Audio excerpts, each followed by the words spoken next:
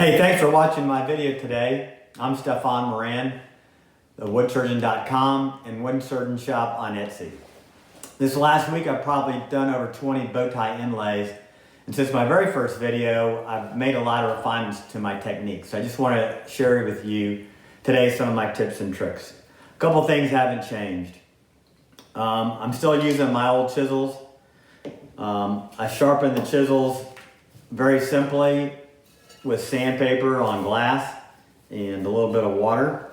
I hone them down on a leather strop, and then I just use this little angle guide. So before I start off in a bunch of inlays, I always sharpen my chisels.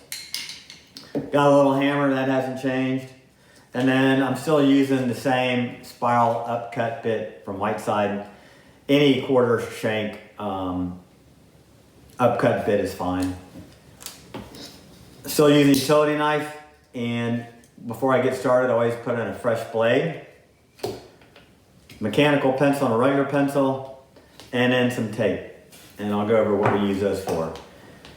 I used to use a trim router, and then I bought the heavier plunge router, and I highly recommend that you use a big heavy plunge router. That way as the bit bites into the wood, it's less likely to move. And then hook up some kind of vacuum system to your router. That really helps a lot. Normally on the stand that's holding the iPad today, I have another light. So in that, since I don't have that today, I just use this little gooseneck lamp to get extra light. Very important to have lots of light when you're cutting bow ties. I changed a few things up about how I mark my bow ties. Most importantly, what you want to do first is number your bow tie. So this I'll put a number 1 on. I've already marked on the lower side here, there'll be number 1 there. And here I'm going to show you, for example, how I mark my bow ties. And if I'm on a really dark wood, I'll use blue tape. Light colored wood, I don't need it.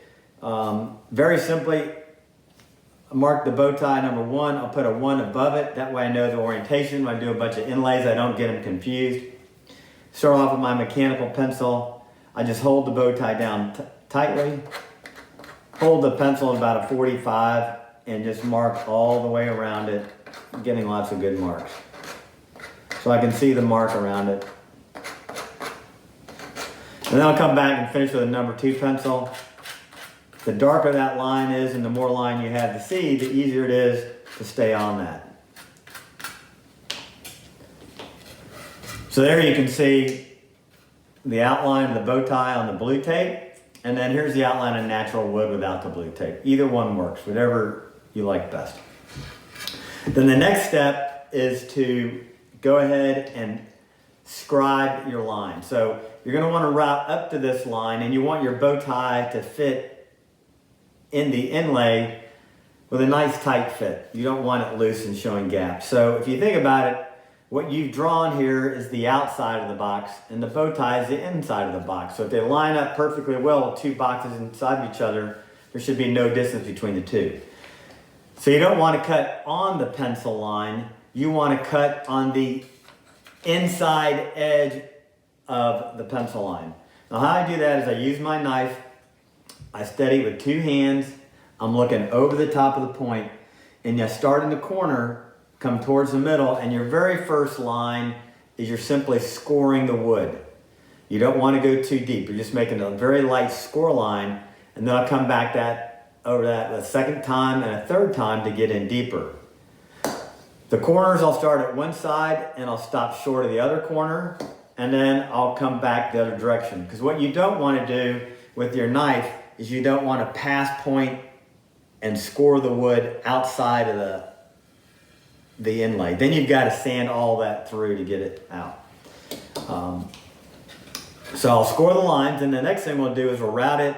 We'll turn the router up, the gauge up, so we're doing a shallow bite, and I hog out the inside of the bow tie. So what you'll see is I'll hog out this central part like this, then I'll go first pass, second pass, third pass to the deepest, and then I'm going to start and just take gentle runs, cheating away with the router, getting right up to the edge. And where you scored the wood with the knife, it'll chip away, and you don't need to go in, and that's as far as you need to go. If you want to leave it a little bit wider, you can. That's something that you can, as you route more, practice.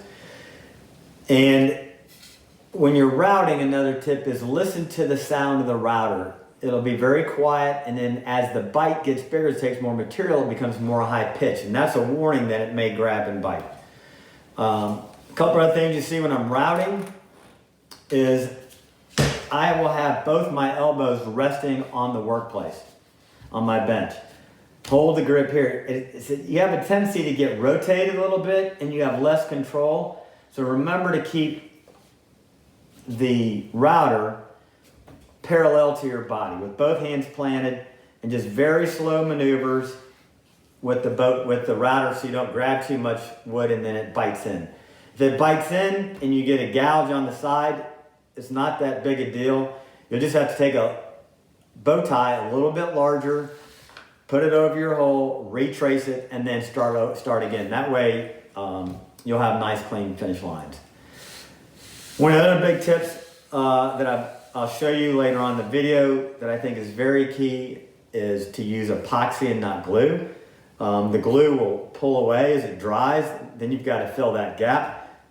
As the epoxy dries, I just use my glue spatula and bring the epoxy into the edge, up the edge, and that way it fills any cracks. All right, so I'm gonna go ahead and move the camera closer and show you how I score this bow tie with the knife. All right, so I start at the corner, and I hold my knife with two fingers like this, and I'm looking down over the top. All right, so here you can see where I've scored the bow tie inlay all around. So the next thing we're gonna do is set the depth of the router. Remember to unplug your router when you do this. Okay, so I've set the depth of my router. And another tip here is for your bow ties, just hold it flat on your router, and I just make sure it's just right below the edge. And then you want to check the other side of the bow tie in case your wood is not perfectly level, that it is just right at the bottom as well. So remember here, we're going to start routing, and I'm just going to route out the center and leave a nice clean edge around. And I've stepped down my router, and then I'll hog out that central portion, and then at the very last final depth is where I will attack those edges.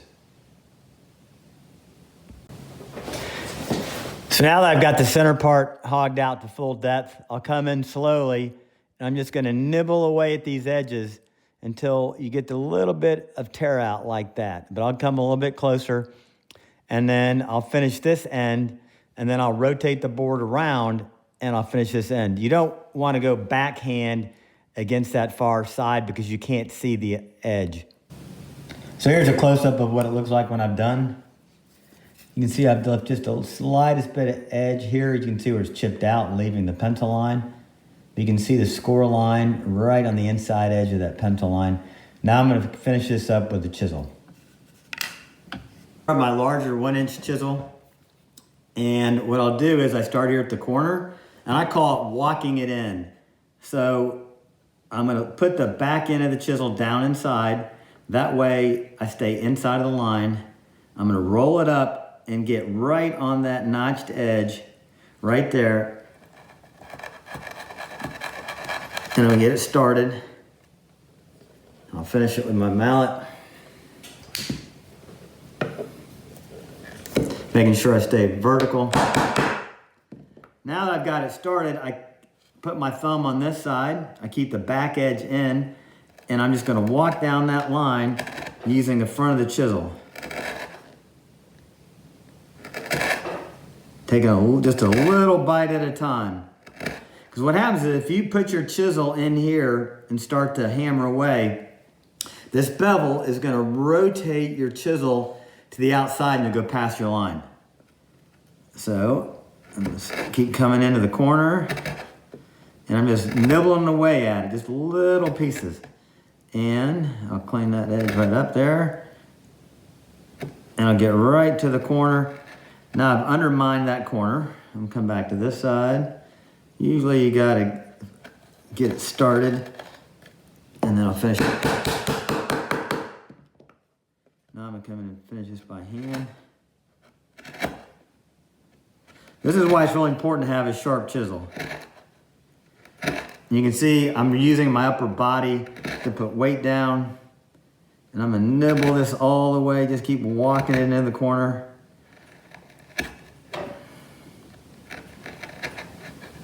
There we go.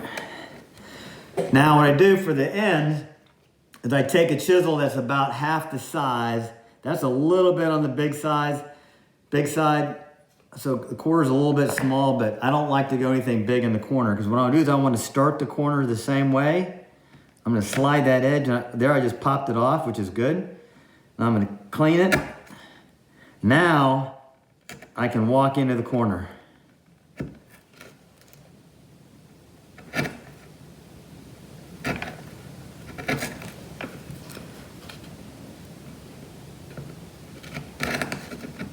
And there we go. That's done.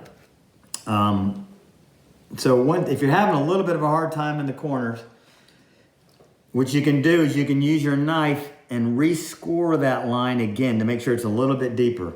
I'm gonna turn the vacuum on, vacuum this out, and then I'll show you, I'm gonna finish this side off camera, and then I'll show you what I do at the very end. Because you want to make sure your edges are vertical. Otherwise your bow tie's gonna be really tight at the bottom. So how I do that is, same thing, I make sure I've got one end down deeper, and then I slide in, because what you don't want to do is accidentally cut like that. So I just come in and I just pare these sides down so they're nice and vertical. So next thing we're gonna do is we're gonna inlay that bow tie, and that looks like a great fit. So if you were to put the bow tie and hammer it in now, these sharp edges, and this Purple Heart's hard as walnut, would fracture these edges. So what I'll do is I'll take this over to the side table, and I'm gonna sand this with my little sander, put a nice bevel. If you don't do that, you can do it by hand. I wouldn't recommend trying to do it with a chisel. You're liable to cut yourself and cut off a bigger piece, but you definitely want a beveled edge. So I'm gonna go do that at the side table and come back. So I wanna add another tip here. I'm doing a much harder piece of wood than the walnut. This is canary wood. And I was having to hammer a lot, but I figured out if I work towards myself, I can still pare it out with the chisel. So I've got the line of the bow tie in line with my body at 90 degrees of my arm. I still can bring the chisel in, put that edge on there, and I can walk it, but I can use a lot more force coming towards me, and I can pare it out, I can get it out.